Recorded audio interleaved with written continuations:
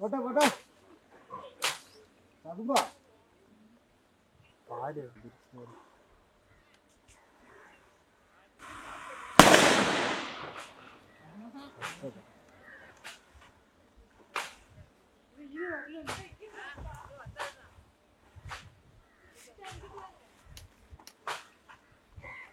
போட்டுக்கண்டா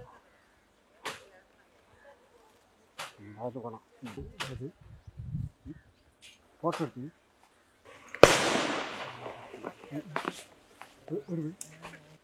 back வருவேன்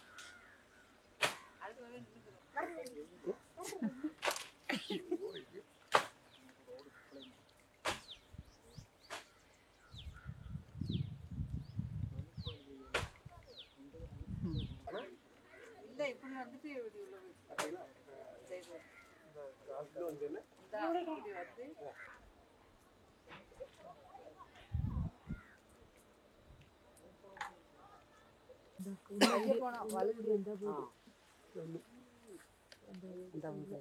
அந்த மரத்துக்கிட்டு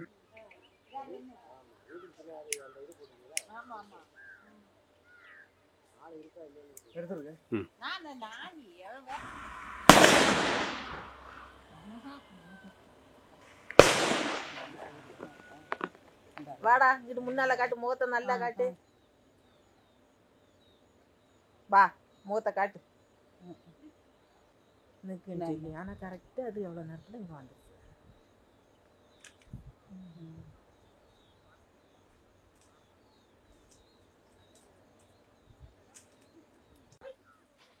கொஞ்ச நாளாகவே இங்கே யானையோட சல்லியம் கூடுதலாக இருக்குது. முதல்ல படையப்பா வந்துச்சு, இப்போ வந்து ஒத்தக்கம்பம் வந்துக்கிட்டு இருக்குது. ஃபாரஸ்ட்காரங்க வந்து தீர்வு காண்றாங்க, ஒரு 5 நிமிஷம் 10 நிமிஷம் அவங்க வந்து வேட்டு போட்டு வெட்டி விட்றாங்க.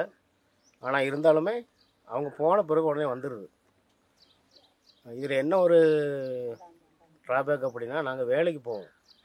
வேலைக்கு போகையில் இங்கே வேலைக்கு போகிறதுக்கும் கஷ்டமாக இருக்குது, வர்றதுக்கும் கஷ்டமாக இருக்குது. ஏன்னா வீட்டில் லைன்ஸுக்கு முன்னாடி தான் நிற்கிது. அது மாதிரி பிள்ளைங்க ஸ்கூலுக்கு போகையில் நாங்கள் பயந்துகிட்டே இருக்க வேண்டியதாக இருக்குது. எப்போ யானை வரும், எப்போ காட்டு மாடு வரும் அப்படிங்கிற ஒரு பீதியிலே தான் இருக்கிறோம். அப்புறமா ஏதாவது ஒரு தீர்மானம் பண்ணாங்க அப்படின்னா கொஞ்சம் நல்லாயிருக்கும். இது சம்மந்தப்பட்ட அதிகாரிகள் வந்து ஏதாவது ஒரு தீர்மானம் பண்ணி இதுக்கு ஒரு நிரந்தரமான தீர்வு எடுக்கத்தான் நல்லாயிருக்கும்னு தோணுது. ஐடிடி ஏரியா ஐடியில் எப்போ இந்த லைன்ஸ் வெளியே தான் போயிட்டுருக்கு. பகல்லே போகுது, நைட்டு எந்த டைமில் வருதுன்னு தெரிய மாட்டேங்குது. ஸ்கூல் பிள்ளைகள்லாம் வர டைமில் தான் வந்துக்கிட்டு இருக்கு. இதுக்கு ஒரு தக்க நடவடிக்கை எடுக்கணும்னு கேட்டேன். நாங்கள் ஐடியில் இருக்கிறோம். எங்களுக்கு எப்போவுமே யானை சல்லியும் பகல்லையும் நைட்லேயும் எப்போனாலும் வேலைக்கு போகிறது வர்றது ரொம்ப கஷ்டமாக இருக்குது.